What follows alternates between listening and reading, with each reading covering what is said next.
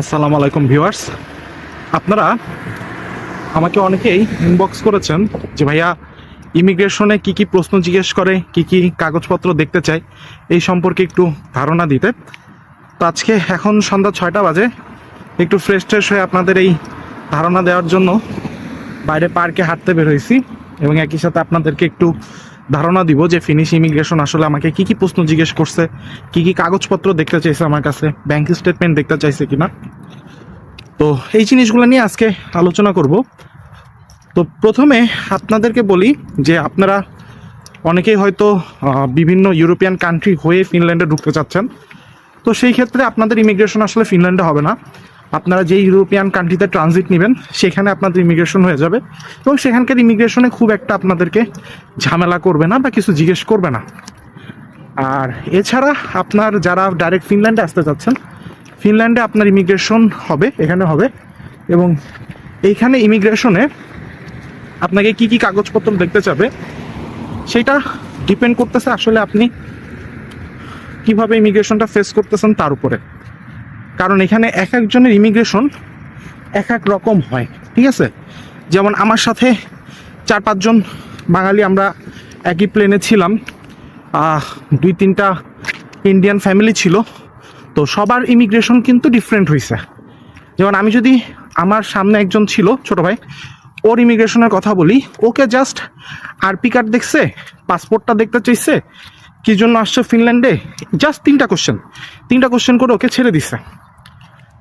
আমার ইমিগ্রেশনে যদি আমি যাই, আমার ইমিগ্রেশনের সময় ওরা যেটা করলো, আমাকে আরপি কার্ড দেখলো, পাসপোর্ট দেখলো, দেন হচ্ছে অফার লেটার চেক করলো যে অফার লেটার আছে কিনা, দেন আমি টিউশন ফি পে করছি সেইটার কোনো প্রুফ অফ ডকুমেন্ট আছে কিনা সেটা জিজ্ঞেস করলো। দেন আমার ব্যাংক স্টেটমেন্ট ওরা দেখতে চায়নি বা ব্যাংকে অ্যাপে ওরা কিছু দেখতে চায়নি, কিন্তু ওরা যেটা করছে আমাকে জিজ্ঞেস করছে যে আমি টাকা কিভাবে ফিনল্যান্ডে খরচ করব। আর আমার তো এইখানে থাকার জন্য আমি যে টাকাটা ওদেরকে ডিক্লেয়ার করছি যে আমার ব্যাংকে আনুমানিক 8,000 ইউরো আছে, তো আমাকে বলছে তুমি তো এখানে মোর দেন 1 ইয়ার্স থাকবা, তোমার যদি এর পরবর্তীতে টাকা লাগে তাহলে সেই টাকাটা তোমাকে কিভাবে তুমি বাংলাদেশ থেকে এখানে আনবা। তো আমি ওদেরকে বলছি যে আমার প্যারেন্টস আমাকে টাকা দিচ্ছে, সো আমার বাংলাদেশ ব্যাংকে তারা টাকা দিয়ে দিবে। আমার মাল্টি কারেন্সি কার্ড দেখাইছি যে আমার মাল্টি কারেন্সি কার্ডে আমি এখান থেকে তুলতে পারবো, এতটুকুই। এর বাইরে আমাকে আর কিছু জিজ্ঞেস করে নাই।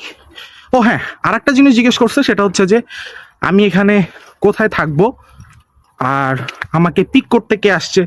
যদি আপনাদের নিজেদের নামে হাউস রেন্ট থাকে, এগ্রিমেন্ট থাকে, তাহলে তো আপনারা বলবেন যে আমরা হাউস এগ্রিমেন্ট করছি, আমাদের সরাসরি আমরা এখান থেকে ক্যাব বা কিছু নিয়ে হাউসে চলে যাব। আর যদি আপনারা কোনো ফ্রেন্ডের বাসায় উঠেন তাহলে সত্যিটাই বলবেন যে আমার ফ্রেন্ডের বাসায় উঠতেছি এবং বাইরে আমার ফ্রেন্ড কালেক্ট করতে আসবে আমাকে বা পিক করতে আসবে। এবং এই ক্ষেত্রে আপনারা যেটা করবেন, আপনাদের ফ্রেন্ডের নাম এবং হাউস এগ্রিমেন্টটা নিয়ে রাখবেন, নাম, নাম্বার এবং হাউস এগ্রিমেন্ট, কারণ ওরা এটা দেখতে চায়। হ্যাঁ, অনেক সময় ওরা কল করে জিজ্ঞেস করে, যদি আপনাকে সন্দেহ হয় ওরা আপনার ফ্রেন্ডকে কল করে জিজ্ঞেস করবে যে আপনি আসলে তার ওখানে থাকবেন কিনা বা আপনি সে আপনাকে পিক করতে আসছে কিনা। তো এতটুকু, এর বাইরে কিছু নেবে না। তবে যারা ফ্যামিলি সহ আসতেছেন, সিঙ্গেল না ফ্যামিলি সহ, তাদের ক্ষেত্রে ম্যাক্সিমাম যে জিনিসটা আমি দেখছি, ইন্ডিয়ান বলেন, বাংলাদেশি বলেন আর পাকিস্তানি বলেন, তাদের ডকুমেন্টসগুলা, বিশেষ করে ফিনান্সিয়াল ডকুমেন্টসগুলা খুব বেশি করে চেক করে ওরা। এটার অন্যতম কারণ আমার যেটা মনে হয় সেটা হচ্ছে যে আপনি যে ফিনল্যান্ডে আসবেন, ফিনল্যান্ডে এসে আপনি যে এখানে থাকার মতো ক্যাপেবল, এই জিনিসটা ওদেরকে প্রুফ করতে হবে। ওদেরকে বলতে হবে যে হ্যাঁ, আমি ফিনল্যান্ডে থাকতে পারবো এবং এখানে থাকার মতো আমার ফিনান্সিয়াল ক্যাপাসিটি আছে। বাট আমি কাউকে দেখি নাই এখন পর্যন্ত, আমাদের সাথে যারা আসছিল তাদের কাউকে আপনার ফিনল্যান্ড থেকে ফিরাই দেওয়া হয়েছে বা ডিপোর্ট করা হয়েছে। কিন্তু সবার ডকুমেন্টস যেটা ছিল সেই ডকুমেন্টসগুলো সবারকে খুব ভালোভাবে চেক করা হয়েছে। সো আপনারা এটাও খেয়াল রাখবেন যে আপনাদের ডকুমেন্টস যেগুলো আছে সেগুলো যেন সব ঠিকঠাকভাবে থাকে। অনেকে বলে যে অ্যাপ যেটা আছে সেই অ্যাপে নাকি টাকা দেখতে চায়। সো এই বিষয়টা আমি ক্লিয়ার করি। আমি আনুমানিক 4-5টা ফ্যামিলি মেম্বার আমাদের সামনে ছিল যারা ফ্যামিলি সহ আসছে, এদের মধ্যে একজন ছিল যার ইন্ডিয়ান, তার ব্যাংকের অ্যাপে টাকা দেখতে চাইছে। এর বাইরে আমি কিন্তু কাউকে ব্যাংকের অ্যাপে টাকা দেখতে চেক করতে দেখি না, ইভেন আমাকেও করে নাই। সো এই জিনিসটা আসলে ডিপেন্ড করে। আর তবে আপনাদেরকে একটা হ্যাকস বলে দিই, সেটা হচ্ছে যে আপনার ইমিগ্রেশনে এসে একটু পরে দাঁড়াবেন এবং দেখবেন কোন ইমিগ্রেশন অফিসারটা একটু দ্রুত কাজ করতেছে বা দ্রুত হচ্ছে ফাইলগুলো ছেড়ে দিচ্ছে। আপনি সেই লাইনে পিছন থেকে দাঁড়ায় যাবেন, একদম শুরুতে এসে তাড়াহুড়ো করে ইমিগ্রেশনে লাইনে দাঁড়ানোর দরকার নেই। আর আমার পার্সোনাল অপিনিয়ন যেটা, আমি যেটা দেখছি সেটা হচ্ছে যে যারা একটু সিনিয়র ইমিগ্রেশন অফিসার তারা আপনাকে খুব একটা কোশ্চেন করে না, তারা কাগজপত্র খুব মিনিমাল কাগজপত্র দেখে আপনাকে ছেড়ে দিবে। বাট যারা হচ্ছে ইয়াং ইমিগ্রেশন অফিসার তারা খুব ভালোভাবে আপনার কাগজপত্রগুলো চেক করবে, কাগজপত্রগুলো দেখবে এবং হচ্ছে আপনাকে অনেক বেশি কোশ্চেন করবে। হ্যাঁ, তবে কোশ্চেন করার সময় ভয় পাওয়ার কিছু নেই। শুরুতেই ওরা জিজ্ঞেস করবে আপনাকে ফিনিশ না ইংলিশ ল্যাঙ্গুয়েজে আপনি কথা বলতে চান, সেটা আপনি বলে দিবেন আপনি ইংলিশে কথা বলতে চান। এবং যখন কথা বলবেন তখন অবশ্যই কনফিডেন্টের সাথে কথা বলবেন। আপনি যে প্রশ্নগুলোর উত্তর দিবেন সেই প্রশ্নগুলোর উত্তর সবসময় চেষ্টা করবেন একটু কনফিডেন্টলি দেওয়ার জন্য।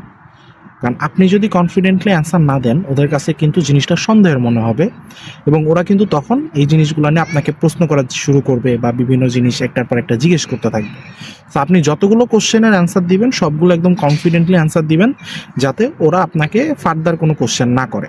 আর ইমিগ্রেশন নিয়ে ভয়ের কিছু নাই। আপনার যদি সব ডকুমেন্টস লিগাল থাকে, আপনার যদি সব ব্যাংক স্টেটমেন্ট সব কিছু যদি আপডেটেড থাকে, তাহলে ওরা খুব একটা প্রবলেম করবে না। আর আমি ইমিগ্রেশনে যতজন ফেস করছে আমাদের সাথে, আমি যে জিনিসটা দেখছি যে ওরা আসলে আপনার ব্যাংকে ব্যালেন্স কত আছে এটা নিয়ে এতটা বোদার করে না। আমরা সবাই যেটা নিয়ে হচ্ছে টেনশন করি। বাট যারা ফ্যামিলি সহ আসবেন তারা অবশ্যই ব্যাংকে একটা ব্যালেন্স রেখে আসবেন মিনিমাল, কারণ ওরা যে কোনো সময় ফ্যামিলিদের ক্ষেত্রে ব্যালেন্স কিন্তু চেক করতে পারে।